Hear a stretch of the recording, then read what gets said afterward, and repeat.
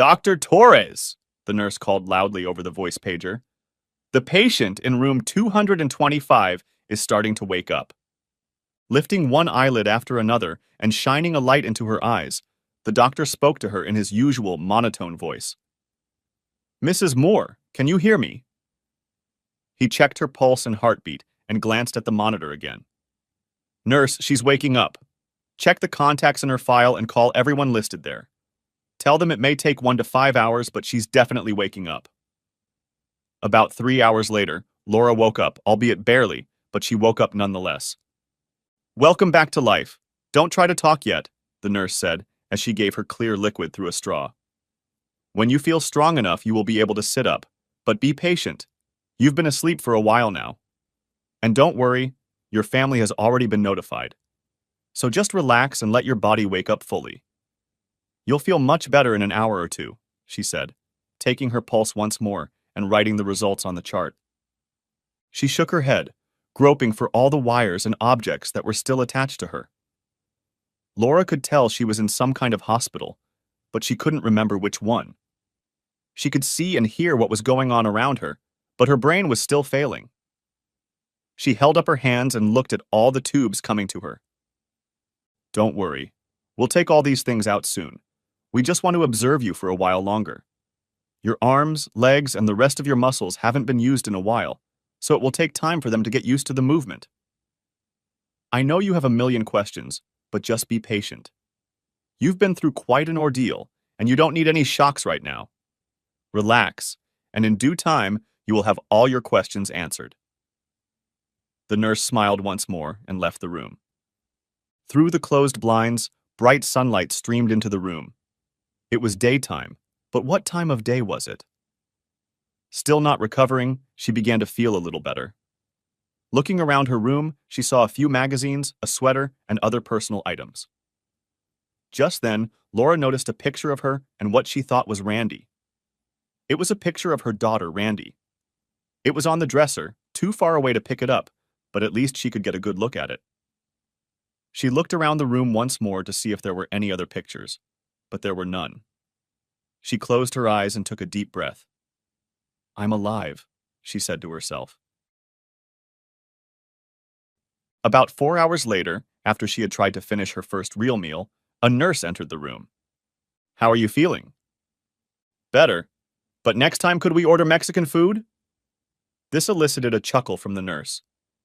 Well, if your appetite has returned to you, I suppose you're strong enough to take a couple of visitors, she said, looking toward the door. There's a certain young lady who's been waiting here for 3 hours.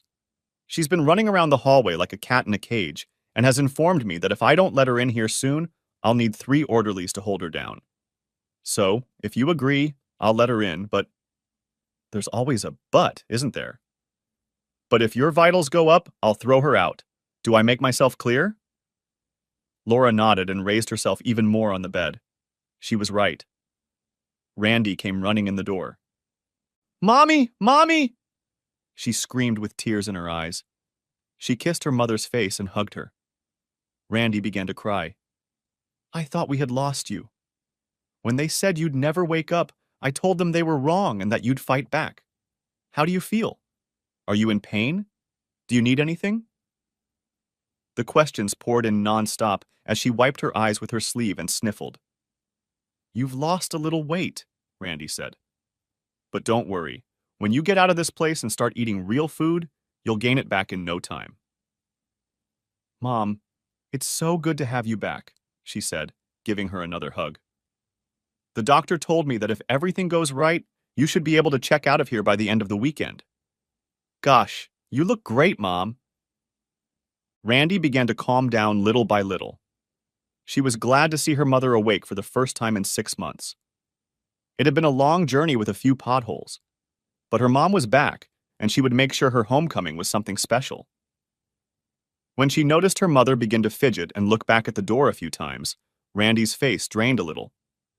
Does she remember? And if she did, how much? These were just some of the questions that eventually needed answers.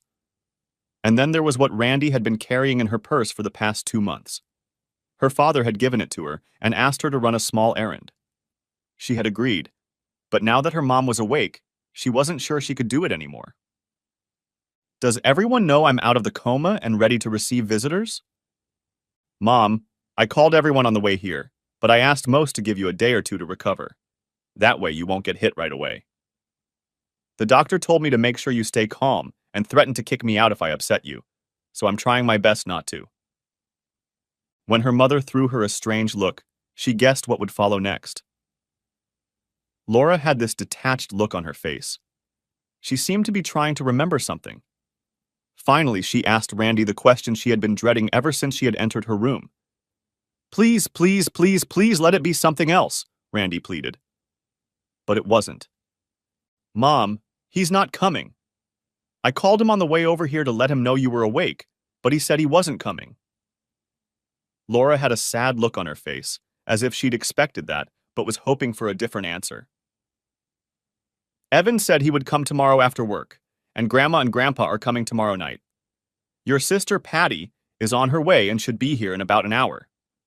I asked her to give us some time alone, just the two of us, before she gets here. Mom, I'm so sorry, Randy said, and saw the look on her mother's face. It's been really hard on all of us since the accident, but things have pretty much settled down. Do you want to know what happened in the world while you were asleep? We elected the first black president. Isn't that wonderful? The economy is still in the shitter, but it's getting better, and your boss said your old job is waiting for you when you're ready to come back. Isn't that great? Randy tried to stay away from the dreaded subject, but knew there was no getting away from it. Her purse felt like it weighed 1,000 pounds, and she finally placed it on the bedside table. Randy knew she shouldn't upset her mother, but she was getting there, and through no fault of her own. For the next hour, they talked about everything and nothing. They looked at each other, and Randy said someone had been here with her most of the time. Laura asked how everyone was holding up and said she was sorry she had been such a burden. Mom, you weren't a burden, and if that man hadn't run the red light, none of this would have happened. I don't know if anyone told you what the hell I'm thinking. Of course you don't know. He died in an accident. The report says he died from the impact. That statement put a sad expression on Laura's face. Well, enough of that. You're awake, and you'll be as good as new. I'll make sure to fatten you up. It'll be just like old times. Laura looked at her daughter and said it would never be the same again. She remembered how she got here. Not the accident, of course, but how it happened. She remembered yelling at Ed to slow down. She remembered screaming when she saw the truck before it hit them. After that, it was like a clean slate until she woke up this morning. Do you think your father will talk to me? Asked Laura, but Randy only shook her head. Mom, maybe later. Things have gotten sidetracked since you got here. Everything is still too new and raw. Maybe in a week or two, Dad will come around, Randy told her. They both knew that wasn't going to happen. Daddy said to give you this when you wake up. Randy handed her a white envelope without stamps. I don't think you should look at it until at least tomorrow. Aunt Patty will be here soon, and remember the doctors want you to stay calm. I'll come and see you tomorrow morning. Say hi to Aunt Patty for me. As Randy was leaving the hospital, she noticed her Aunt Patty enter the room. Does she know? Was the first question that came out of Patty's mouth. Not yet, but I gave her a letter from Daddy. I told her not to read it until tomorrow, but I'm sure she's reading it right now. Maybe I should wait a little while before I go up. Let her have a little time to herself. Aunt Patty, the last thing she needs right now is to be alone. She's been alone in her mind for the last 6 months. She needs our support now, and a lot of it if she's going to survive the next couple months. You're probably right. I just don't know how I'm going to face her after everything that's happened in the last couple months. My parents are still mad at me. Your dad said he never wants to see my face again, and even your brother hasn't forgiven me yet. You're the only one who still talks to me. Aunt Patty, I learned many months ago that judging others is not good. It only causes anger and hatred. I've had enough of both. So go say hello to your sister, tell her you love her, and I'll see you later. Patty went upstairs and walked slowly down the hall. She had a cheerful attitude and didn't say a word about Steve. When she entered her room, however, Tears were streaming down Laura's face. She tried to hide behind the door, but Laura saw her. With tearful eyes and arms spread out, she ran to her. For the next half hour, Laura poured her heart out on her shoulder, and Patty began to cry too. Laura was exhausted beyond belief. The nurse watching the vitals called for the doctor, and the doctor, pushing Patty aside, injected Laura with something to calm her down and put her to sleep. The doctor was incredulous when Patty told him she wasn't going to leave. He said Laura would probably sleep through tomorrow morning, so she could sit there, but he firmly warned her before he left. If she gets upset again, I will ban everyone from visiting her. She's not well, and what she needs most is calm. The doctor scolded Patty as if he were chastising one of his nurses. Patty told him she would just sit in the chair next to the bed and read. Before he left, he warned her again not to worry Laura. He didn't realize that it wasn't Patty, but the letter Laura held in her hand that had upset her so much. Laura was back in La La La Land again. She looked peaceful, as she had for the past 6 months, but this time she was to wake up to a whole new life. On the floor beside her bed was a stack of papers. Patty picked them up and placed them on her lap. She glanced at the first page and shuddered. No wonder Laura was so upset. As she flipped through a few pages, she came across one wet with tears and realized this is how far Laura had come before losing it. Patty felt sorry for her sister, but she was angry with herself. It wasn't supposed to end this way, but knowing Steve, it was the only way it could end. She turned off the overhead light and turned on the small lamp on the night table. The illumination was enough to make out what was written on the pages. Fortunately, they were all stapled together, so she turned the first page and began to read. "Oh my God," was all Patty could say as she read the first paragraph. Chapter 1. For the past 3 weeks, I had been watching and listening to that monitor now and then, but the constant beeping, beeping, beeping, beeping, beeping was about to throw me off balance. The hospital allowed me to come and go as I pleased, but I was starting to get a little tipsy from lack of sleep. Soon I was going home, and for once I tried to get a good night's sleep. After the surgery, the doctors were very optimistic. They all said that the pressure on the brain had eased, but it would take time for the swelling to go down. They hoped it wouldn't be too long, but they couldn't say for sure. "Does that mean she'll wake up?" I asked the doctor. He realized I was begging for the answer I was hoping for. "Mr. Moore, your wife is in a coma, and although it is not very deep, it could still be 1 day, 1 week, or 3 months. We cannot determine when she will come out of it. Her injuries have been addressed, but the body sometimes does this on its own to heal itself. The likely cause is a head injury, and we just have to wait. Just be thankful she's alive." I was thankful that Laura was alive, unlike the driver of the car she was riding in. He was not wearing a seatbelt and took the brunt of the accident. The paramedics said he died almost instantly, and they weren't sure of my wife's chances until the fire department pulled her out of what was left of the car. And here I sit and wonder why. "Dad!" my son Evan shouted, running into the room that first day. "How's Mom doing? Randy's on her way, but she told me to call her as soon as I knew anything." I told them that their mother had been in surgery for 16 hours, and her condition was as good as could be expected. Broken ribs, a head injury, a broken ankle, and numerous fractures completed the list of her serious injuries. I told them that the biggest problem was that she had hit both the front and side of her head, and the surgeon had to drill holes in her skull to relieve the internal pressure. "Look, son, I don't understand everything, but if you believe even half of what they tell me, your mom will make a full recovery. It'll take some time, but she'll be perfectly fine." I wish I could say that about myself. The kids stopped by every day to see how she was doing and prayed to God that she would wake up. I, on the other hand, became a regular visitor to the hospital for the first couple weeks, eating lunch mostly in my wife's room. I would stop by McDonald's, Chinese food, or bring a large pizza that I shared with the nursing staff. Basically, I was just procrastinating until she woke up. "How's Laura doing?" asked Keith, my boss.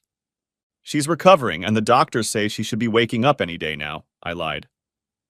Well, we'll be praying for her, he said, patting me on the shoulder. If you need any extra vacation time, just say the word.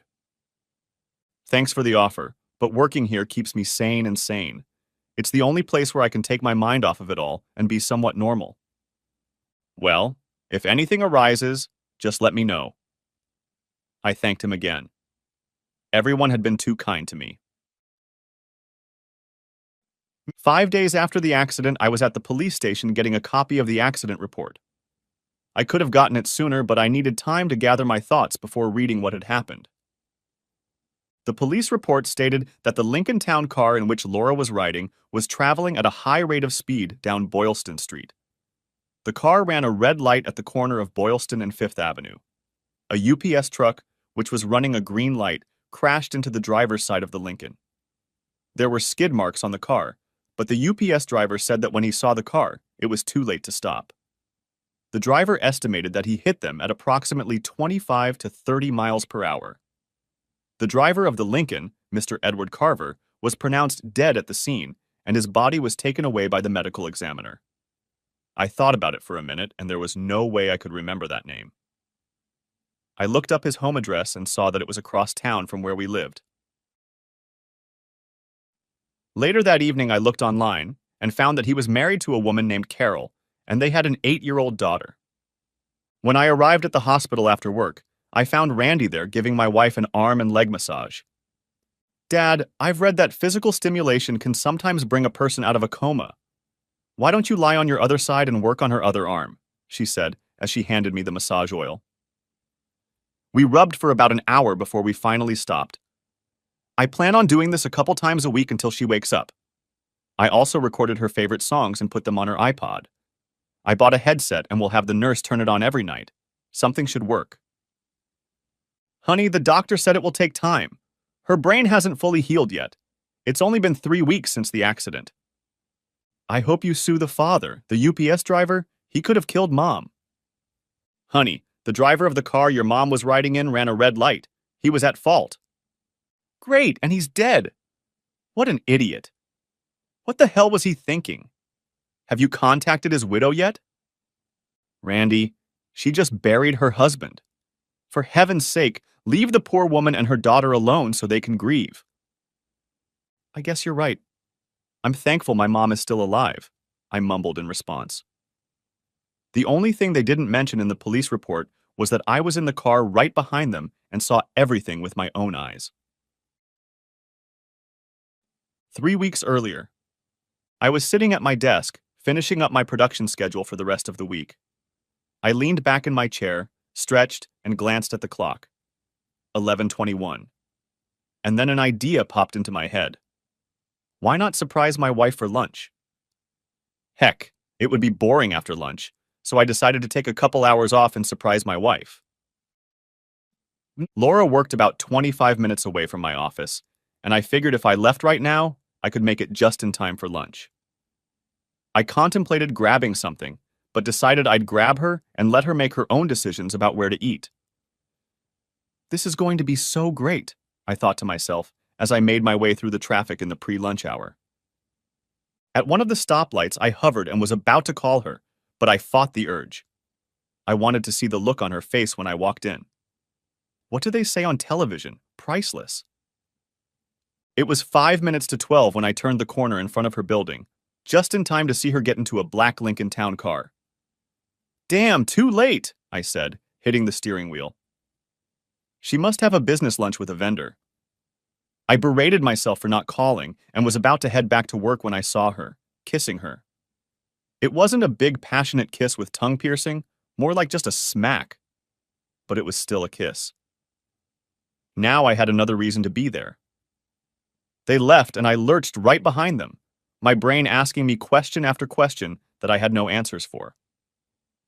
I guess I'm not the most composed and patient person in the world, because at the first stoplight, I got out of the car.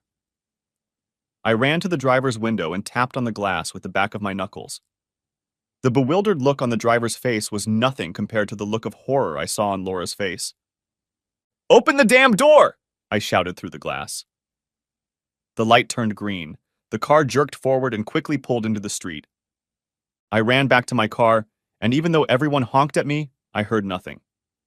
I kept my eyes on the black Lincoln breaking through the stream of cars ahead of me. Because of the slow lunch hour traffic, it didn't take me more than 2 minutes to catch up with them. I flashed my headlights at them, trying to get them to stop, and then he gave a yank. I stopped at a red light as he attempted to speed through the intersection, with attempt being the key word. The UPS truck slammed into their car with a deafening crash. It dragged it through the entire intersection. I saw the first impact, but both vehicles immediately disappeared from sight. I just sat there, unable to believe what had just happened. By the time I snapped out of my stupor and climbed out of the car, I heard police sirens wailing. Someone was yelling for me to move my damn car. There were probably 30 people already gathered around the damaged car and truck. I sat back down and pushed the car to the curb. As I made my way to the car, I was more than wary of what I would find. I pushed the gawkers aside and approached Laura's car. I could see that she was unconscious. I tried to open the door, but it was locked. No sooner had I looked out the window than 1,000,000 uniformed police and ambulance personnel arrived on the scene. Everyone, including me, was pushed back while the rescue workers tried to pull the two out of the car. They had to use the jaws of life to open the doors. I could see that the driver was in bad shape, and after a few minutes they put him on a stretcher and covered him with a sheet. I realized he was gone. They worked on Laura for the better part of 15 minutes. The paramedic was inside with her while the two firemen tried to open the door and move the dashboard away from her. When they yelled for a stretcher to be brought in, my heart beat faster. She was still alive. "My name is Stephen Moore," I said to one of the paramedics. "This is my wife. What hospital are they taking her to?" "To the county hospital. It's the closest, and she needs immediate emergency care. Do you want to go with her in the ambulance?" "No, I have a car. I'll meet them there," I said, and ran back to my car. They were ahead of me, but not by much. At the emergency room, I told them who I was and provided all the necessary information. I then proceeded to fill out a lot of forms. They said she was on her way to surgery and let me know where I could wait. I must have spent the next couple hours sitting in silence, emotionless, and in a daze. A nurse came up to me once, and the second time I gave her the forms I had filled out. "How long will she be there?" "I can't give you a time frame, but it will be at least a few more hours. Your wife has suffered a lot of injuries, but don't worry. We have the best surgeons on staff working on her right now." She smiled at my glassy eyes and moved on to the next person. I didn't want to call our kids until I knew something definite, so I waited and waited and waited for the doctor to walk through those damn swinging doors. "Mr. Moore, they're just finishing up," the nurse told me. "The doctor will be out in about 20 minutes to explain to you how she's doing." Half an hour later, the doctor in the green coat told me how she was feeling and what I should expect. For now, she was going to be kept under sedation because they didn't want her to move. Her head would be secured with straps to keep her immobile, and then he told me about the fact that she would have to have her skull drilled. "Mr. Moore, it's not as bad as it sounds, and your wife has come through the surgery quite well. She's not out of the woods yet, but everything went as expected. We'll know more in about 12 to 24 hours. Go home and get some rest. There's nothing you can do here." He was right, but I stayed anyway. "Evan, it's Dad," I said into my cell phone. "Mom's been in an accident." I talked to him while he got dressed and left the house. He said he would call Randy and meet me in 20 minutes or less. "Drive carefully. I don't want to have to visit two people here." He showed up, Randy showed up, and I brought them up to speed. After 3 cups of coffee, I talked them into leaving. I told them I would stay until she was out of rehab and placed in a room. "I'll call you if anything changes," I told the two of them. "Go home and get some sleep. There's nothing you can do right now." I almost physically had to remove them. When the doctor informed me the next day that Laura had slipped into a coma, I thought, what else could go wrong? However, by the second day, if I heard someone tell me that going into a coma after such an accident was not uncommon, I started screaming. So days passed day after day, week after week without any change in her condition. She was getting better, but she was still in that damn coma. I watched her for hours. She looked so peaceful with a dozen tubes and wires sticking out of many parts of her body. The cuts on her face and forehead were almost completely healed, but she would probably need plastic surgery to reduce their appearance. I went to work, spent my evenings at the hospital, and only came home to sleep. Life sucked. If it wasn't for the phone call that came late one night after returning from the hospital, I would have stayed in the same rut. "Mr. Moore?" The female voice on the other end of the line asked in a slightly hesitant voice. "Yes, this is Stephen Moore. Can I help you?" I replied in my usual tired voice. "Mr. Moore, my name is Carol Carver. My husband was Edward Carver." I stopped her where she stood. "Mrs. Carver, I know who you are, and let me take this time to tell you how sorry I am for the loss of you and your daughter." "Thank you. Can I ask you about your wife?" "She's still in a coma, but the doctor said they expect her to come out of it soon and make a full recovery." "Thank you for asking," I replied. "Mr. Moore, I need to ask you a sensitive question. I know I may be out of line, but I still need to ask," she said, her voice shaking but getting a little louder. "Why was your wife in the car with my husband?" I paused for a moment. "That's the $10,000 question, isn't it?" I finally answered. For the next hour we talked, or should I say exchanged bits of information. As to whether they were having an affair, neither of us had any idea. Ed wasn't due back in town until late at night. When they called me, I told them they had the wrong Edward Carver. My Ed Carver's plane wasn't due until 9:30 that evening. When the police said they confirmed his identity from his driver's license and credit cards, I was confused. I doubted myself and thought about telling her that I had everything to do with her husband's death, but she probably would have hung up on me. In that case, I'd never know if the affair was real or if he was just a close work friend. "Carol, what exactly did your husband do for a living?" "He worked for Canon. He leased copiers and printers to businesses in the Southeast. The last I heard was that he was finishing up work in Macon, Georgia, and would be home around 10:45 at night."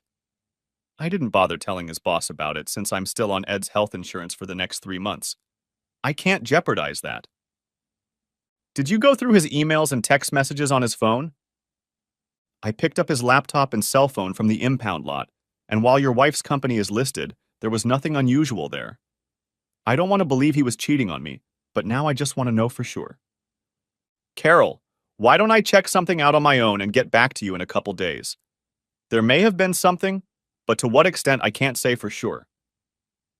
We exchanged cell phone numbers, and I went looking. Nothing. I found nothing. If they were having an affair, I found nothing. The only time we weren't together outside of work was when she and her sister went out to dinner or shopping together. Hell, sometimes I even joined them, so I knew there was nothing funny there. Friday night, I went through my bedroom, room, and garage looking for something. I didn't know what exactly I was looking for, just something out of the ordinary.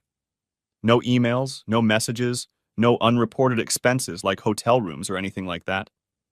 Thank goodness I wasn't getting anywhere. I even went so far as to go to her workplace and inspect her desk. My excuse was that one of Laura's credit cards was missing, and I needed to either find it or report it stolen.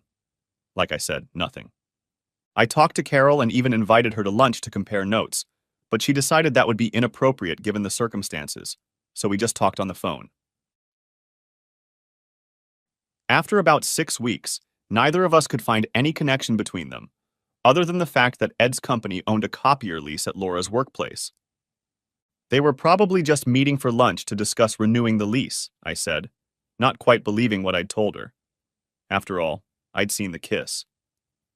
If it had been a kiss on the cheek, like the two friends had, it would have faded from my memory by now, but it wasn't. It was on the lips, and it didn't seem to be the first one she'd given him. It was too automatic and casual, like it was expected. "You don't believe that any more than I do," Carol said. "Carol, neither of us have found anything. Nothing to tie them together." "Steve, deep down I know there was something here, but you're probably right. Anyway, what's the point of this? I just wish I could get it over with. You have a wife, and even though she's in a coma, she's still alive. Mine is dead, buried. but not forgotten. Now, when I hear someone say what a good husband and father Ed was, I shudder because I think he might have cheated behind my back, and it drives me crazy. I guess it doesn't make a difference now, but would you do me a favor? If I can. If and when your wife wakes up, please find out for me what was really going on. I guess it makes no difference to me now, except that these lingering thoughts will drive me crazy. If he cheated, well, he paid a heavy price for it. But if he didn't, I don't want to dislike him for the rest of my life. You know what I mean? Don't worry, I'll help you deal with it, because I need it myself too. That's how life went on for the next couple months. I went to work, to the hospital, and finally home to sleep. Day in and day out, my schedule was like a clock ticking. Then, out of the blue, I got a call from Carol. Steve, Ed's work, sent over a box of personal items that I missed, as well as mail that went directly to his work. Among those items were 2 Visa bills for an account I never knew about. The bills showed charges for a stay at a Hilton hotel near the center of town. As far as I could tell, he rented a room there once a month. The only problem is that he had to be on the road every one of those days. I was beginning to forget how this was all happening, but now the new information brought me back to reality. Carol, you can name the last 3 or 4 dates, and I'll try to match them somehow to what we were doing at the time. She gave me the last 4, and I told her I would get back to her. I can remember what I did 2 weeks ago, but the last date was almost 18 weeks ago. I came home, looked at our kitchen calendar, and after drinking a Corona, I tried to remember what had happened before.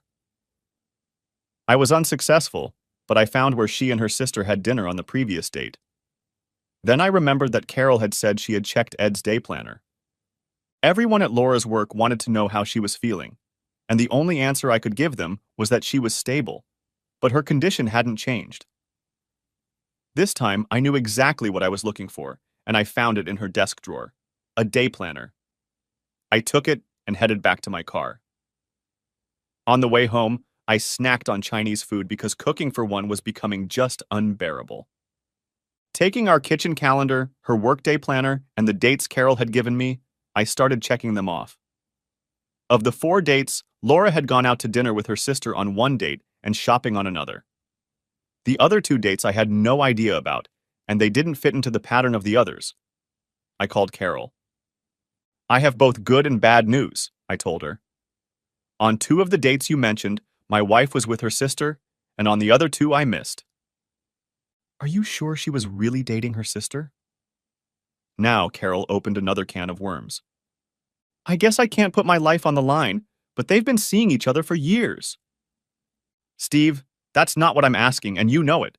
Would her sister lie for her if she was having an affair? Damn it. Why isn't this going away? That's something I can't be sure of. I know her sister well, but I can't imagine if she would lie for her. Steve, I know I'm being a pain in the ass, but I'm trying to put a stop to my marriage and the wonderful life I once had. I can't tell you how to proceed. It's up to you. But I'd sure like to know if it was me. Call me if you hear anything. I wished he would just go away and die, but Carol wasn't going to let that happen. However, the next step was tricky at best and could change my life forever. The 3 Coronas had given me enough courage without dumbing down my brain too much. I thought about doing it face to face, but immediately discarded the idea. I didn't want Laura's sister, Patty, to see the look in my eyes as I set the hook and prepared to hook her. I swallowed hard when I heard her answer the phone. I wondered if I would still be in one piece by the end of this conversation. Steve, is something wrong? I'd forgotten that she could see who was calling.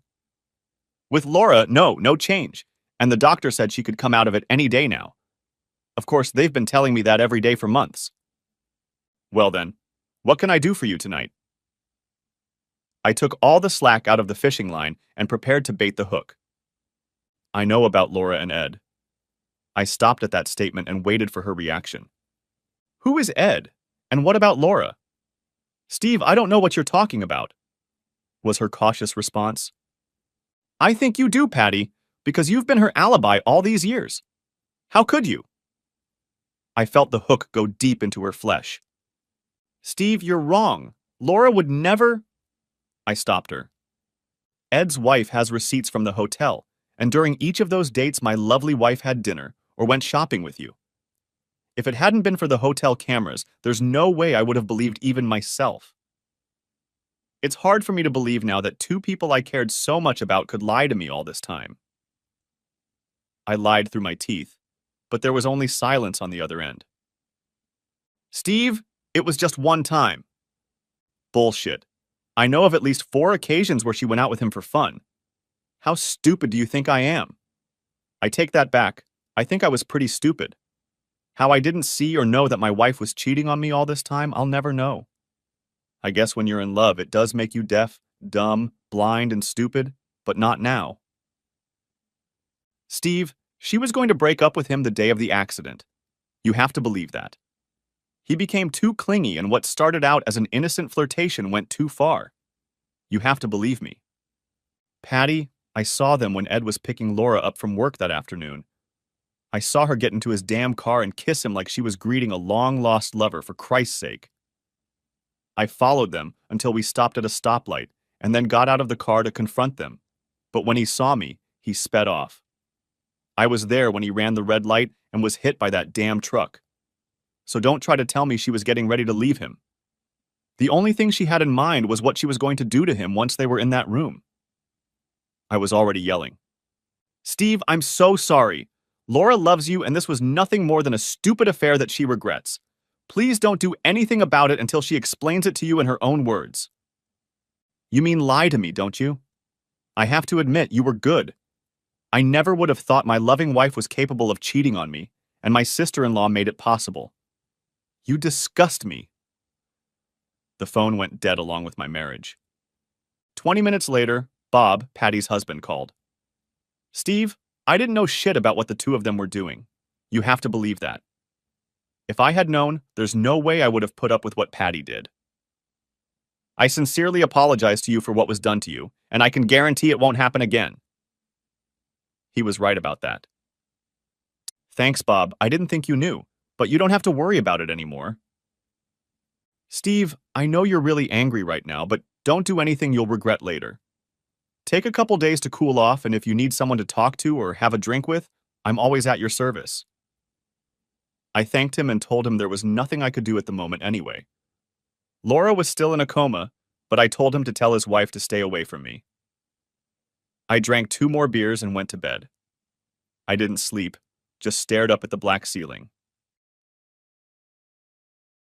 Around 10 o'clock Thursday morning, I called Carol and invited her to lunch the next day. I picked a place with a semi-detached room because I knew there would be a lot of yelling and alerted the waiter. I was already drinking my second glass when Carol showed up. She ordered a drink. I told the waiter to bring her to and leave us alone if he didn't hear any gunshots. Carol, you were right. Ed and my wife were having some sort of affair. Her sister was covering for her, and I think that when Ed was on a business trip, it was easy for the two of us to fool him. That bastard! How could he do that to me, to us? Well, at least I know what kind of person he really was. I just wish I could face him, spit in his face, and make him suffer the way he made me suffer. Carol, there's something I haven't told you yet, and I want you to hear me out completely before you speak. I don't know an easy way to say it, so I'm just going to tell you. I looked at her one more time before I started. I saw them together the day of the accident. I was going to surprise Laura and take her out to lunch, but when I got to her place of work, she was already getting into your husband's car. Through the back window of the car, I saw her kissing him and I started to follow them. A couple blocks later, I got out of the car to confront them, and from that point on, everything went downhill. Your husband saw me and took off, and my wife went crazy in the front seat. I stopped at the stoplight they drove through. I saw the UPS truck hit them and saw the fireman extract your husband from the car. He died instantly. I'm so sorry. I probably indirectly caused the accident, but I didn't mean to. She started yelling at me and crying at the same time. Why didn't you tell me this months ago? You knew they were cheating on us and you didn't say anything. Carol, all I saw was one kiss, that's all. But she still lashed out at me, saying I killed her husband, and it's my fault she's a widow now. Carol, back off.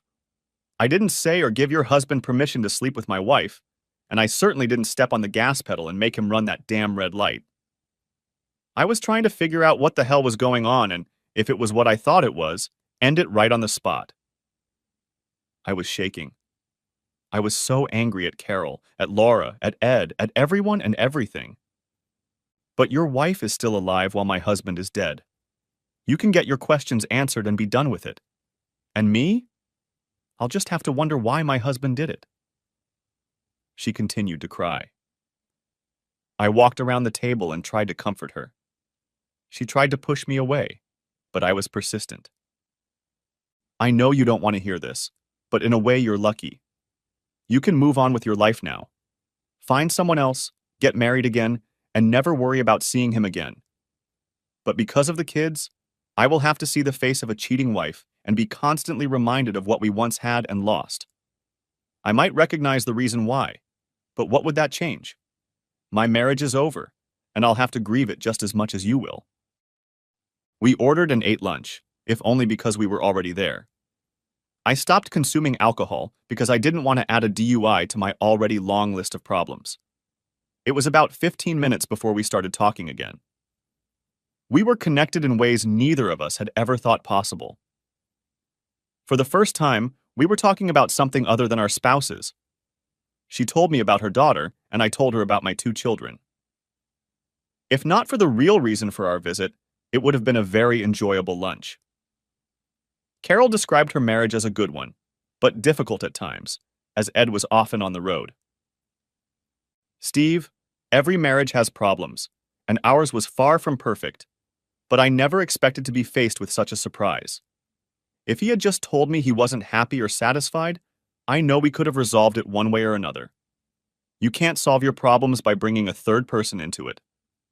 I'm sorry for lashing out at you. I'm just angry all the time. The resentment remains, but I so want to look him in the eye, shake him and ask him, "What were you thinking?" I know it will get easier, but what do I do until then? I guess you have to do what I did. Live one day at a time. Now that everything is out in the open, I'm going to have to make some hard decisions that will affect not only Laura and me, but a lot of other people. And I, like you, want to know why she left a beautiful marriage for a bed with someone else. But until she wakes up, I'll never know. We finished lunch and skipped dessert. Carol wasn't sure what she was going to do next, but at the top of her list was selling the house. She said she couldn't afford it anymore, and there were too many memories associated with it. I'll probably move back to Ohio and move in with my mom and dad. Thank goodness Ed's life insurance and his pension paid off all our debts, and I can start my life with nothing behind me. I've been working part-time and told my boss yesterday that I'll be submitting my resignation at the end of the week. I know I've said this a million times before, but I'm sorry for all of this. You and your daughter don't deserve this kind of hardship. She thanked me, and we walked out together. Can you drive? I asked Carol. Yes, I'm fine. Thank you for not hiding the truth from me. Even though I didn't want to hear it, it's better to know than to keep thinking I might have been wrong. She kissed my cheek.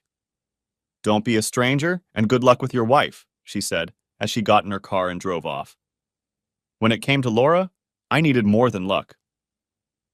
For the next 3 days, I came home after work, and between dinner and a few beers, I began to formulate a plan.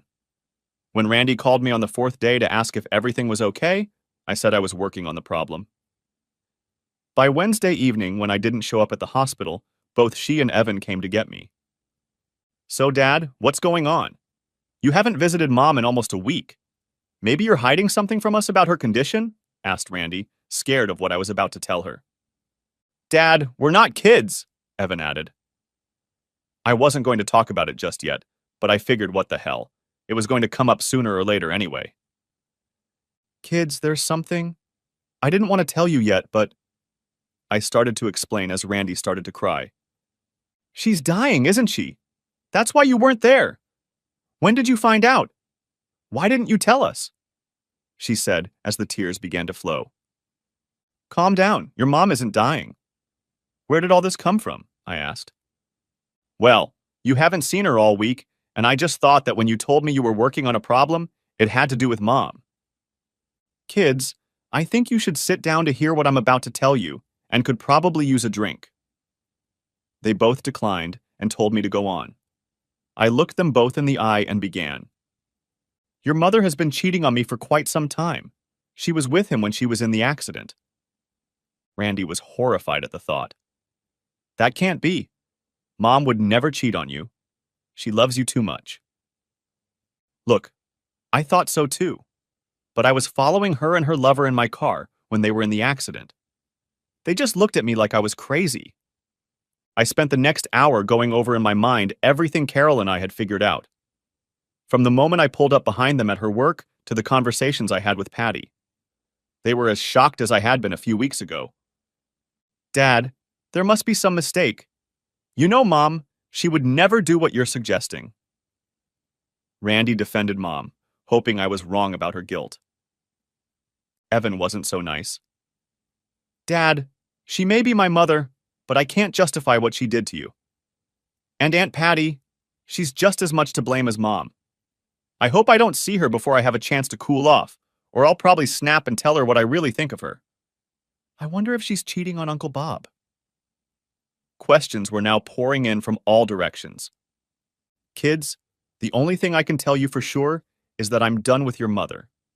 I can't divorce her right now because she's on my health insurance, but I don't consider her my wife anymore.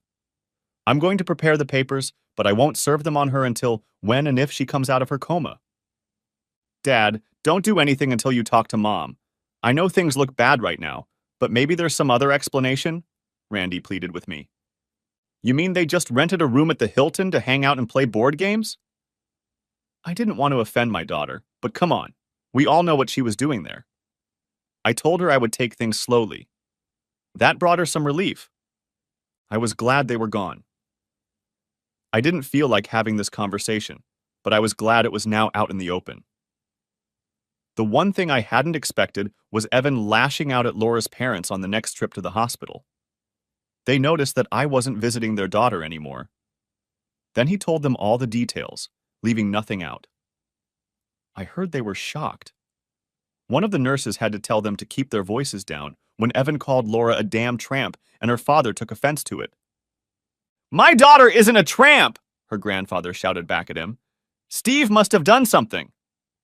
Grandpa, my dad didn't do anything to my mom. He always treated her like a loving wife. Why she decided to have a lover, no one knows, but I will never forgive her for what she did to my father and our family. I guess it all went downhill from there. Patty sent me an email trying to explain the who, what, and why, but after reading it, I simply replied that I didn't want to hear from her anymore and deleted the email. How stupid did she think I was? So, from that night on, I started to build a new life. I didn't tell anyone about my problems, but when my boss started pestering me with questions about how Laura was doing, I took him aside and told him the short version. If he felt sorry for me before, he felt doubly sorry now. Everyone I told sympathized with me, but I accepted it. I was going to share everything. However, I realized that if she died, it would be much harder to resolve everything. So I waited. The only thing I did one weekend was write a letter to Laura. I put all my feelings into it, including resentment, and asked my daughter Randy to give it to her mother if she came out of her coma. I had already stopped going to the hospital, and Evan only went there occasionally, at Randy's insistence. Randy thought it would be best if I gave the letter to Laura, but when I told her I didn't want to see her anymore, she finally gave in. Shortly after that, Laura woke up. Chapter 2. When Laura was asleep again, Patty began to read the letter Steve had written her. Laura, if you're reading this, it means, much to my horror, that you've finally come out of your coma. I don't know how many times since that faithful day I wished you had died in that car accident. The look on your face when I walked up to the driver's window that day speaks for itself. You finally got caught. Ed really was a dumb shit, wasn't he? Only a real idiot would try to drive through a busy intersection at lunchtime. In case you don't already know, he was killed in a collision. I only wish I had time to change his face, but the UPS truck beat me to it. Patty and I had a heart-to-heart talk, and as you can imagine, she's no longer on my list of favorites. Ed's wife found the credit card he used to charge your little love nest. Checking the dates against your date book, we put two and two together. Patty was still lying to me until I told her I didn't want to talk to her anymore. Bob called back and apologized for his stupid wife, but the damage had already been done. I have to admit, you were good. I didn't expect this turn of events, and even after Carol made the accusation that you both were cheating on us, I told her she was wrong. Even now, I still find that hard to believe. How I could have been so naive and blind still upsets me. I guess when you love someone as much as I loved you, you just don't think about the fact that that person could screw you over. I hope it was worth it. Lest you be blindsided, both kids now know. Randy has taken the side that everyone makes mistakes and has basically forgiven you. But Evan and your father have had more than one fight after he called you a tramp in his presence. Your parents aren't thrilled about it either, but they'll forgive you eventually. Evan is a different problem altogether. Be gentle with him, because he, like so many others, is angry with you right now and doesn't understand what you were thinking. As far as I'm concerned, it's over between us. When you first crossed the threshold with your new buddy Ed, it was over for us. Patty tried to tell me it was just a one-time thing until I told her what I knew. Like I said, you and Patty both truly deserve an Academy Award for the roles of loving wife and caring sister. Don't wait for my vote. You're still on my healthcare until we settle the final details. That way, you won't be burdened with thousands of dollars in medical bills. The house will be sold, and I've tossed our bed to the curb. You were probably having fun with guys in our marital bed, and once I found out about it, I couldn't bring myself to sleep in it anymore. We can split all of our assets right down the middle, and everyone will still have their 401k retirement plan. I urge you not to make a fuss or fight this divorce, or I will get your name in the mud. Everyone will know what a real whore you are. No one at your job knows anything, and your job will be waiting for you when you recover. As for me, I never want to see your face again. I never want to talk to you or have you email me. I wanted to know why first. Why you did this. Maybe it was about me or what I did or didn't do. But then I thought, what the hell? Eventually, I realized it didn't matter why. What mattered was that you did what you did. If you wanted to leave so badly, I would have been upset, but I would have let you go. Now I just want you to go away and disappear from my life. I know there will be some problems in the next couple months, but I'll send you the name of my lawyer when I find one, so you can act through him instead of me. Like I said, I've been waiting for you to wake up or die, whichever comes first, before proceeding with this. So, in conclusion, I hope you live a miserable life, and when you look in the mirror and see all those damn scars, you feel the sharp pain of what you threw away. I'm not going to go over your head because you sure as hell didn't. I'm angry, bitter, and like I said, I wish you had died in that damn accident. It wasn't even signed. Patty didn't blink once throughout the entire letter. Steve had hit exactly the right target, and although she knew the intimate details of Laura's affair, she would never mention them to a living soul. She felt that if you couldn't trust blood, who could you trust? But Laura never finished reading the letter, and Patty didn't know how she would react when she finally did. Patty was worried about Laura. Patty also knew that there was no way in hell Steve would take her back. At least she would still have a job when she got out of the hospital. She told Laura more than once that she was playing with fire, but Laura insisted that there was no way Steve would ever find out about it. She fully recognized that their personal life had become boring, and she needed to spice things up a bit. However, as it turned out, it wasn't spice, but rather acid. Laura said that she was going to end the relationship because Ed was becoming too demanding and asking to spend more and more time with her. He was no longer satisfied with casual bed dates. Now he wanted dinners out and overnight dates with her. The fact that she had cheated on Steve had become known, at least in her family, and Patty hoped that their parents and Evan would finally come to their senses and forgive her. After all, family is family after all. Chapter 13. When Laura woke up, she was sure she had dreamed the whole thing. It was one of those crazy dreams that drugs induce. For the past 36 hours, She had been in and out of consciousness. When she noticed Patty asleep in the chair next to her bed, she was relieved to see the person with whom she had shared so much of her life. Laura touched Patty's shoulder and saw her jump up, then looked at her. "How are you feeling?" asked Patty. "Much better. Have you been here all night?" "Yes, I fell asleep a little after 10 o'clock at night. Forget about me. How are you doing?" "I needed that dream. I've had the craziest dreams. Fortunately, they were only nightmares." Then she saw the letter in Patty's lap. "Oh, shit.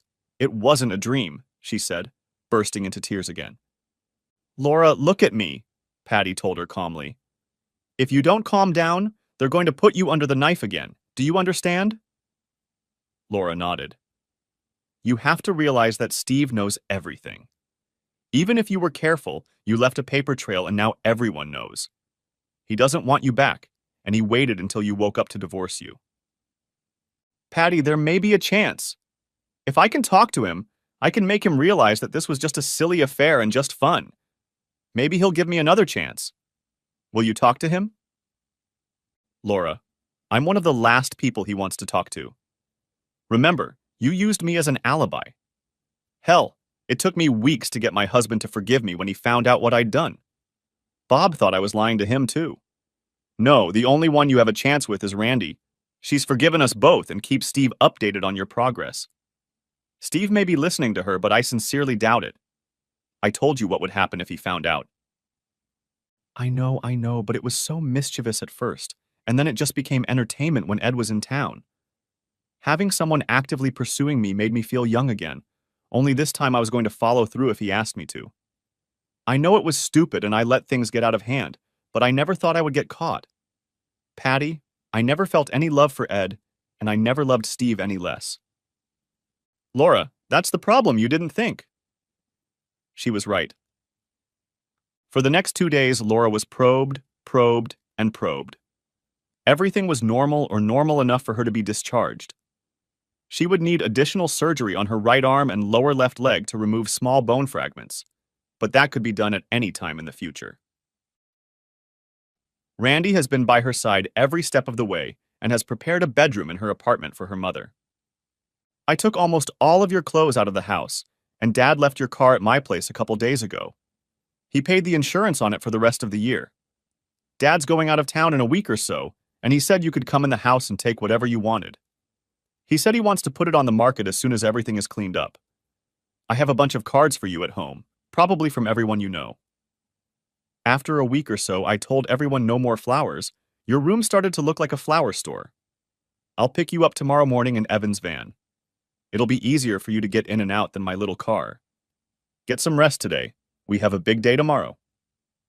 With those words, Randy left, at least for the time being. Laura spent the last night in the hospital, lamenting what she had done and trying to think of a way to get Steve back if possible, or at least get him to talk to her. Maybe after a good night's sleep, she would figure out how to do it. After 3 weeks at Randy's, they were allowed to go back to the house. Steve and a few friends had gone out of town. Laura and Randy had all day Saturday and Sunday to look around. The house was a mess. What caught their attention were particles of ashes and broken glass in the fireplace in the family room. Photos. There were all the photos from their entire marriage. Most of them had turned to charred ash, but a few on the side still remained. It looked like Steve had just thrown them in there, flicked a match, and left. Sort of like what Laura did with her marriage, she thought. Gone were the wedding photos, pictures taken on family trips, and even 2 family portraits. How could Dad do that? If he didn't need them, I would have taken them. And now we have nothing from all the vacations and trips. Randy looked longingly at the charred remains in the fireplace. "Randy, I think that was the idea," Laura said, as she sat down on the hearth and pulled out whatever else was left. Other than furniture, there wasn't much left. They filled 3 large trash bags with things, and while Randy loaded them into the car, Laura took one last look around. 24 years together, and all that was left were clothes, a few mementos, and 2 wonderful children, one of whom still didn't really talk to her. The last thing Laura had taken was the lilting lizard Steve had given her for their first Christmas. Money had been tight, and they had agreed not to exchange gifts. But, Laura guessed, he'd seen her looking at it in the store, and somehow found the money. It was the first thing they put out during the holidays, and the last thing they put away. She was even surprised he hadn't burned that too. Such an old thing should have flared up like a match. Brushing away another tear, she slammed the door shut and stepped out of her old life and into Randy's waiting car. For the next 4 months, Steve and Laura shared their lives. Money, stocks, pensions, everything went to shit. He was much fairer than she would have been had the terms been reversed. When the house was sold, they split the profits and he filed papers in court. Now they were 100% living apart, so there was nothing to argue about. Laura fought to see him before the decision was final, but Randy said it didn't matter to him. He bought a 2-bedroom apartment near downtown and lived on without her. Evan eventually recovered, but they were never as close as they had been before the accident. A year after the divorce, Randy and her boyfriend got engaged, and Laura found a small 1-bedroom apartment in a historic part of town. She had gone back to work, and while she wasn't having serious money problems, the wedding would cost more than Laura could afford on her own. They had dinner on Sunday. Evan, his wife Kate, Randy, her fiancé Dan, and Laura. They were discussing the wedding and going through numerous lists of documents. "Here," Evan said, pushing an envelope toward Randy and his mother. "Dad wanted me to give this to you. He said it should make life a little easier." Randy opened the envelope and pulled out a check. It was a check for $20,000. It was accompanied by a short note. "My girl deserves the wedding of her dreams." For the past 15 months, Randy and Steve had barely spoken. They had argued more than once, and he had told her that if her mother was going to attend the wedding, he wouldn't. That was 3 months ago, and they hadn't spoken since. Randy looked at the check in her hand and turned to her mother. Maybe this means he changed his mind and decided to come. Evan didn't look as optimistic as Randy and Laura. "Mom, even still, I still think we should limit ourselves to little. There's no point in going into debt for a wedding and reception that no one but a few people will remember in 5 years. Randy called to thank her father, but he didn't answer. She left a message thanking him for his generosity. The message also informed her that her mother would be attending her daughter's wedding. Randy told her mother that he never responded. After she left the first message unanswered, subsequent emails and calls also went unanswered. Apparently she had gotten a response, but sent him an invitation anyway. Evan couldn't or wouldn't tell his mother and sister whether Steve was coming or not. If he didn't come, he was going to walk his sister down the aisle and marry her off, and that was the plan the night of the rehearsal. Randy was happy and sad at the same time. She didn't hope her father would come, but knowing him, there wasn't much chance. "Tell him I won't be there," Laura told her daughter. "I've had the pleasure of planning your wedding, and I've even seen how it's all going to go down. He's your father. He's earned the right to marry you off. I'm the reason he's not coming, and I can never forgive myself if I ruin the most important day of your life," she told her daughter. "I've come this far without him, and a few more steps won't change a thing." Chapter 4. From day one, I had no intention of attending Randy's wedding, especially knowing that Laura would be there. She had turned our marriage into a laughingstock, and I hated her with every fiber of my being. I don't know how many nights I lay awake praying for something bad to happen to her, or for her to relapse from the accident. Even the mere mention of her name pissed me off. God, I hated that woman. It took me 6 months of therapy and anger management counseling to get any sort of control over my emotions when it came to Laura. I'd hoped that after ruining our happy family, she'd skip the wedding and skip the ceremony. But since Randy had forgiven her and her damn sister, she thought everyone should do the same, not me. Randy worked on me for months, and when she couldn't make it work, Evan started. When I heard money was getting tight, I cashed in a couple of bonds and sent her enough money to make the day memorable. When Evan said he was going to walk her down the aisle and give her in marriage, I felt an emptiness in my gut. Damn her. When would it end? 2 days later and the day before the wedding, I realized it would never end. Not until she and I were dead. For the rest of our lives, I would have to deal with her for the sake of the kids. Did I still hate her? Passionately, but at least now I could control it. I didn't tell anyone I was coming. I made sure my tuxedo was immaculate, and with my new haircut, I looked good. Better than I had in the last 6 months. I parked the car and made my way to the back of the church where Evan was waiting for me. Jesus, Dad, you did it. I'm going to go tell Randy.